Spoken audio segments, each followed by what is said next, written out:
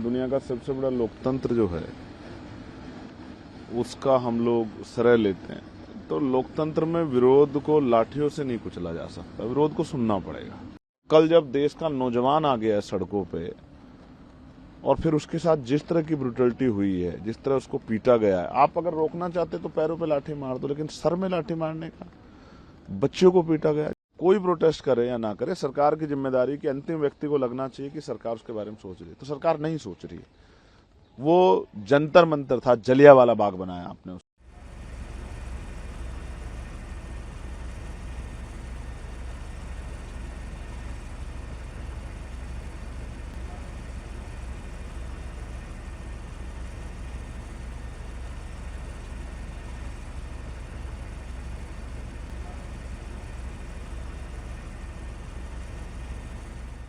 Protest पर आप बैठे हैं पेपर लीक के मामले में, और लगातार कल जैसे देखा कि जब कॉकरोच जनता पार्टी और जो यूथ है वो प्रोटेस्ट कर रहा था तो इस तरह से वहाँ पर लाठीचार्ज हुआ, ये कैसे? ये लोकतांत्रिक देश है, एक लंबे समय से इसकी पहचान है। दुनिया का सबसे बड़ा लोकतंत्र जो है उसका हम लोग श्रेय लेते हैं।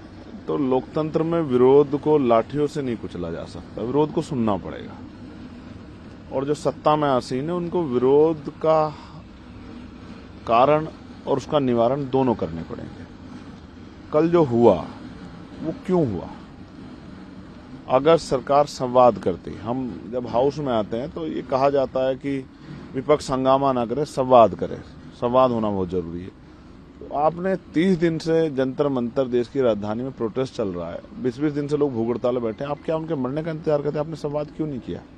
और कल जब देश का नौजवान आ गया है सड़कों पे और फिर उसके साथ जिस तरह की ब्रुटलिटी हुई है, जिस तरह उसको पीटा गया है, आप अगर रोकना चाहते तो पैरों पे लाठी मार दो, लेकिन सर में लाठी मारने का, बच्चों को पीटा गया। जब रात मैंने वो विजुअल्स जाके देखे, क्योंकि जैमर लगे हुए थे, फोन नहीं मिल रहे थे, जब मैं गया अपने ऑफिस में और मैंने वो देखे तो मुझसे रहा नहीं गया। मुझे लगा कि जब वो भूखे प्यासे यहाँ जो है सड़कों पे घूम रहे हैं, फिर आंदोलन कर रहे हैं, तो मैं कैसे चुप रहूं?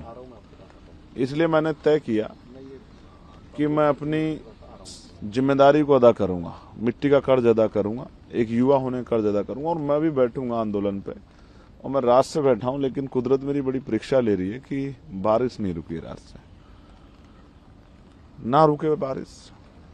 मैं एक भारतीय युवा हूं, युवाओं का दर्द समझता हूं, और इस मिट्टी को का कर्ज उतारने के लिए, उन युवाओं के साथ खड़े होने के लिए जो आज भी आंदोलन बैठे हैं, उनको मदद करने के लिए, उनको सपोर्ट करने के लिए यहाँ बैठा हूँ। और सरकार से आग्रह कर रहा हूँ, देश के प्रधानमंत्री से, कि उन नौजवानों को सुने। उनको कुचलने से नहीं, उनको सुनने से, उनकी समस्या का हल करने से नौजवानों में क्षमता पैदा होगी, उनके अंदर जो है आपके प्रति विश्वास पैदा होगा। और आप नोटिस कीजिए, ये 51% आबादी वाला देश है। आप 51% आबादी को इग्नोर करके या उसको कुचल के क्या सीख लेके गए हो? किसी पॉलिटिकल पार्टी के वर्कर नहीं थे, वो युवा थे, पढ़ने वाले स्टूडेंट थे। कल का भविष्य थे, कोई आईएएस बनेगा, कोई आईपीएस बनेगा, कोई वकील बने, कोई जज बने, कोई पत्रकार बने, चित्रकार। क्या तस्वीर बनी उनके मन में लोकतंत्र की कि वो दिल्ली आए और लाठी डंडे खा के गए। ये तकलीफ दे है। इसलिए एक पढ़ा लिखा जागरूक भारतीय नागरिक होने के नाते और इस संसद का सदस्य होने के नाते मैं पूरी रात बाबा साहब की स्टैचू के नीचे शक्ति लेके बैठा रहा कि मैं इस लड़ाई को लड़ सकूं और उनके साथ खड़े हो सकूं, उनके तकलीफ को साझा कर सकूं। कब तक आप बैठे रहेंगे? क्योंकि देखिए, अभी स्पीकर सर से बात हुई मेरी, मैंने उनको भी बताया। उन्होंने पूछा कि बैठने का कारण क्या, मैंने उनको बताया कि जो लाठियां पड़ी है नौजवानों पे, उसका जवाब सरकार को देना पड़ेगा। आप हैं सरकार में, भारतीय जनता पार्टी एनडीए की सरकार है, तो पेपर लीक हो रहा है, पेपरों में घोटाले हो रहे हैं, बच्चों के मन में पीड़ा है, बच्चे सुसाइड कर रहे हैं, उनकी मौत का जिम्मेदार कौन है? किसी को तो जिम्मेदारी लेनी पड़ेगी ना। तो सरकार तय करेगी जिम्मेदारी किसकी है, वो बच्चों पे नहीं आप थोप सकते हो। कोई प्रोटेस्ट करे या ना करे, सरकार की जिम्मेदारी कि अंतिम व्यक्ति को लगना चाहिए कि सरकार उसके बारे में सोच रही है। तो सरकार नहीं सोच रही है। वो जंतर मंतर था, जलियांवाला बाग बनाया आपने उसको, वो जलियांवाला बाग नहीं था। आपने अन्याय किया, इस अन्याय का जवाब आपको देना पड़ेगा। मैं बात करूंगा जो मुझसे वार्ता करेगा, और जो बच्चों की डिमांड है मैं उन डिमांडों के बारे में जानना चाहता हूं कि उनकी मांगों पे क्या कर रहे हैं। नहीं मांग सुनेंगे तो लड़ूंगा।